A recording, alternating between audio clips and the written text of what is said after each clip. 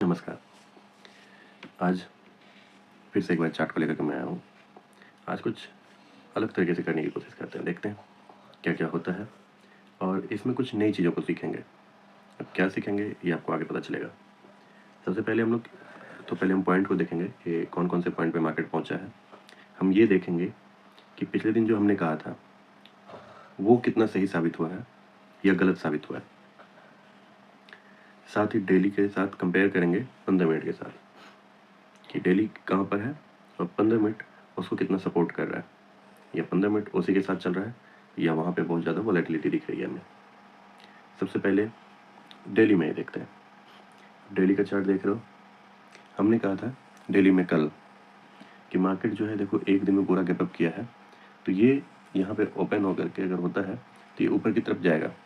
ये ऊपर की तरफ गया और ऑल टाइम हाई 26,310 बनाया मार्केट ने। 26,310 का हाई बनने के बाद मार्केट प्रॉफिट बुकिंग करेगा ही।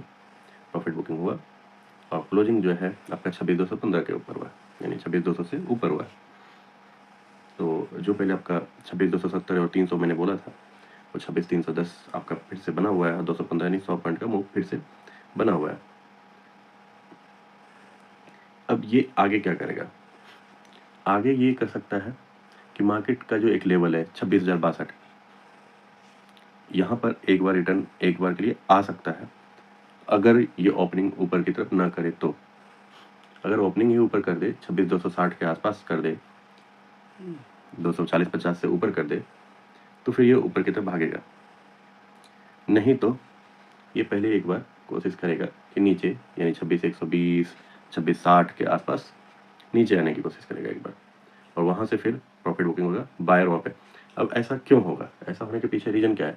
अब देखिए, मार्केट में ऐसा तो नहीं है कि डायरेक्ट कोई बायर आ जाएगा। मैं जो वॉर जोन की बात करता हूँ, उस वॉर जोन का मतलब क्या है? अब जैसे देखिए, मैं नीचे से बात करता हूँ, जैसे ये 7 नवंबर के आप देख रहे हो। 7 नवंबर में क्या हुआ कि मार्केट जब सेलर एक साइड से सेल हुआ जा रहा था, यहाँ से आप देख रहे हो ये सेल हुआ जा रहा था, है ना, यहाँ पे।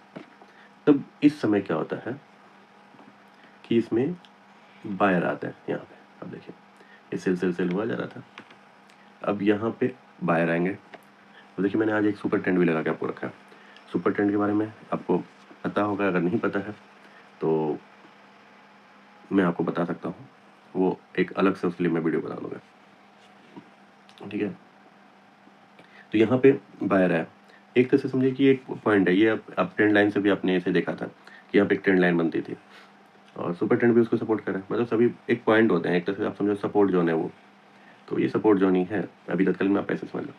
तो यहाँ पर बायर आए और अच्छे खासे मात्रा में बायर आए और लगातार बायर ने इसे ऊपर खींचा, क्योंकि मार्केट अगर यहाँ से नीचे जाती तो मैंने पहले बताया था कि वो काफ़ी नीचे जाएगी।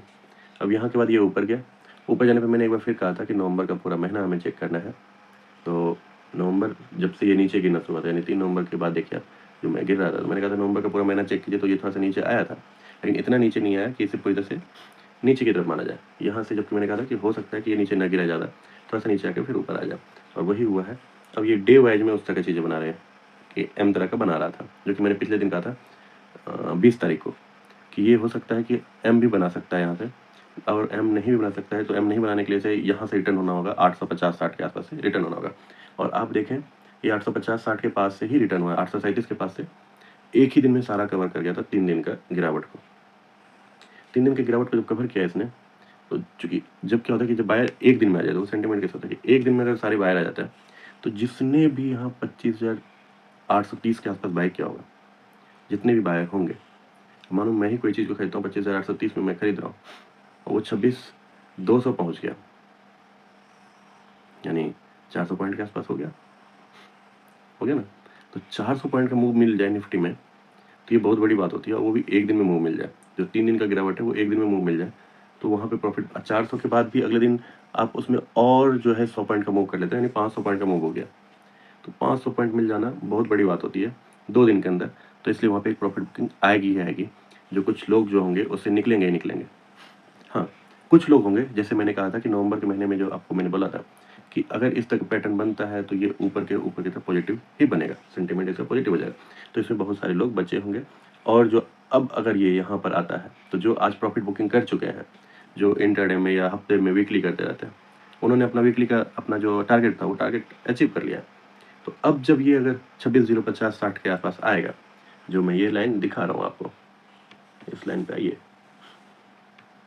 अगर इस लाइन के आसपास आता है 26,050-60 के आसपास, तो मार्केट यहाँ से फिर से रिटर्न मारेगी और यहाँ पे एक अच्छा बाय का चांस बनेगा, क्योंकि जो यहाँ पे प्रॉफिट बुक कर चुके हैं, जो यहाँ पे बाय 25,800 पे नहीं कर पाए हैं, वो भी यहाँ पर बायर के तौर पे आएंगे और नई एंट्री यहाँ पे होगी। अब यहाँ पे सेलर क्यों नहीं आएगा? क्योंकि यहाँ पे बहुत सारे वार जोन बने हुए हैं, तो सेलर नहीं आएगा क्योंकि इतना बड़ा बायर एक साथ एंट्री किया है। तो इसलिए मार्केट में ऊपर से मार्केट का पॉजिटिव व्यू है टोटल ओवरऑल में, तो पॉजिटिव व्यू है, तो यहाँ पे सेलर एंट्री जल्दी नहीं करेगा और सेलर को ये एंट्री नहीं करने देंगे। तो सेलर यहाँ से बस यहाँ तक जो है प्रॉफिट बुकिंग के बाद आ सकता है 26,060 के आसपास और वहाँ से ऊपर आएगा, तो ये एक बायर जोन बनता है। नहीं तो फिर आप जहाँ पे हो, जो हाई को टच कर रहा है, तो 26 जो नया हाई बना है, यहाँ पे भी आप थोड़ा बहुत करके बाय कर सकते हो, छोटे छोटे लॉट में बाय करते रहो अगर लंबे समय के लिए आपको करना है तो। नहीं तो एक्चुअल में जो बाइंग पॉइंट है वो 26,060 है। अब चलिए इसको 15 मिनट में चेक करते हैं। 15 मिनट को चेक करें और 15 मिनट के हिसाब से चलिए आज का इसका पाइवट पॉइंट भी देख लेते हैं कि इसका पाइवट क्या क्या है। देखिए, अगर आप पाइवट देखेंगे ना तो पाइवट बहुत बड़ा है ना। पाइवट है 26,080 के आसपास, जो मैंने 26,060 बोला था वो 26,080 है। तो ये अगर 26,060-80 से ऊपर ही खुल रहा है तो ऊपर ही है, यानी कि ये रेजिस्टेंस की साइड दिख रहा है ना। तो क्या होता है कि अगर पाइवट के नीचे खुलता है तो मार्केट का सेंटीमेंट नीचे की तरफ होता है ना। पाइवट से ऊपर मार्केट चल रहा है तो ऑलरेडी वो ऊपर पॉजिटिव बना हुआ है। और अक्सर क्या होता है कि पाइवट को टच करने के लिए मार्केट अगर बीच में, जैसे मानो R1 और पाइवट के बीच में, तो मार्केट अक्सर कोशिश करती है कि वो मतलब मूव के हिसाब से मैं बता रहा हूँ। जैसे मानो कि मार्केट ने कल सवेरे से ऊपर की जा रहा था, फिर पाइवट को टच, रेजिस्टेंस को टच करके नीचे की तरफ आया, तो पहले वो नीचे को टच करेगा, यानी कि पाइवट को टच करेगा, और पूरा का पूरा सेंटीमेंट, वीकली सेंटीमेंट क्या है उसके हिसाब से वो चलता है। तो इस तरह की चीज़ें चलती है। और देखिए डे वाइज में आप देख रहे हैं ना, डे वाइज के भी देखो, ये सुपर ट्रेंड देखो, डे वाइज का सुपर ट्रेंड क्या है, नीचे की तरफ एक बार ये दिखा चुका है। क्यों? क्योंकि रेजिस्टेंस की तरफ से नीचे की तरफ आया था पाइवट में, तो इसलिए यहाँ पे इसने एक बार नीचे की तरफ दिखाया और ये लाइन को तोड़ा था, जो कल का जो क्लोजिंग था, यानी एक दिन पहले का जो क्लोजिंग था, उस लाइन को तोड़ा था, तो ये नीचे का ये बन गया, डे वाइज के हिसाब से हो गया वहाँ पे। लेकिन इसने पूरा नीचे नहीं तोड़ा, यहीं पे एक रिटर्न मारा 26,144 के आसपास। और एक कैंडल, ये जो कैंडल बना है, जब भी आप इस तरह की कैंडल देखो ना, ये वाला कैंडल देखो, गिरावट में अगर इस तरह की कैंडल आपको दिख जाए, है ना, इस तरह की कैंडल, जैसे सही से आपको दिखाता हूँ, अगर ये वाला कैंडल दिख जाए गिरावट में, है ना, गिरावट में हो, तो ये एक तरह से आपको पॉजिटिव व्यू बना रहा है कि आप ऊपर यहाँ पे एक बार छोटा सा बाय ले सकते हो, छोटा सा आपको प्रॉफिट मिल सकता है, या बड़ा प्रॉफिट अगर थोड़ा सा टिक उसमें रुक जाओ तो ये आपके स्टॉप लॉस के साथ काम करेगा। आप इसके यहीं पे बाय कर लो। थोड़ा सा आपको स्टॉप लॉस में डर लगेगा था, लेकिन कोई बात नहीं, इसका स्टॉप लॉस नीचे रखो, 26, जैसे 26,149 है, आपने यहाँ पे बाय किया 26,183 पे, 26,149 का स्टॉप लॉस रखो और आप आराम से थोड़ा सा करके कर सकते हो। और अगर इसे आप शॉर्ट करके करते हो, यानी कि जैसे मानो कि ऊपर कॉल के लिए है, आप पुट को शॉर्ट कर दो तो आपको ज़्यादा मिलेगा, क्योंकि शॉर्ट करने में ज़्यादा प्रॉफिट होता है, हालांकि मार्जिन ज़्यादा लगता है, लेकिन क्या होता है कि टाइम वैल्यू के हिसाब से उसमें प्रॉफिट ज़्यादा होगा, क्योंकि वो जैसे जैसे टाइम गिरेगा, मार्केट अगर मानो स्थिर भी रहा, थोड़ा थोड़ा करके गया, तो भी टाइम थीटा गिरने के हिसाब से आपको प्रॉफिट आ जाएगा। तो ये है पूरा का पूरा। आपको उम्मीद करता हूँ कि आपको कुछ नया सीखने मिला होगा और मार्केट का पॉइंट लेवल भी आपको पता चल गया होगा। तो एक बार मैं फिर से रिपीट कर देता हूँ पॉइंट लेवल को, कि 26,310 जो हाई मारा है वो क्रॉस करता है तो आप आराम से बाय करो, धीरे धीरे करके बाय करते रहो। लेकिन 26,050 से 80, जो प्राइवेट में 80 दिखा रहा है, जैसे मैंने 26,050-60 बताया, वहाँ पर अगर मार्केट रिटर्न होती है तो वहाँ पे एक बार आप बाय कर सकते हो। छोटा सा स्टॉप लॉस लो, स्टॉप लॉस जरूर लो, स्टॉप लॉस लो और वहाँ से बाय करो। तो ये एक अच्छा पॉइंट होगा वहाँ पे बाय करने का, क्योंकि मार्केट का सेंटीमेंट ऊपर की ओर है। ठीक है, इंट्राडे में आप करना है तो बस यही है, 26,080 के आसपास है तो बाय कर लो, नहीं तो बीच मार्केट में मत करो। अभी जहाँ पे मार्केट वो बीच में, दोनों पाइवट के बीच में, पाइवट और रेजिस्टेंस के बीच में, वहाँ पर अगर आप बाय करोगे तो वो दिक्कत है। हाँ, एक मूव दिखाता है, वहाँ से नीचे आया, फिर देखो 26,140 के आसपास आ रहा है, 120-30 के आसपास, इस तरह के ट्रेंड लाइन का यूज करो तो वो आपको अच्छा प्रॉफिट देगा।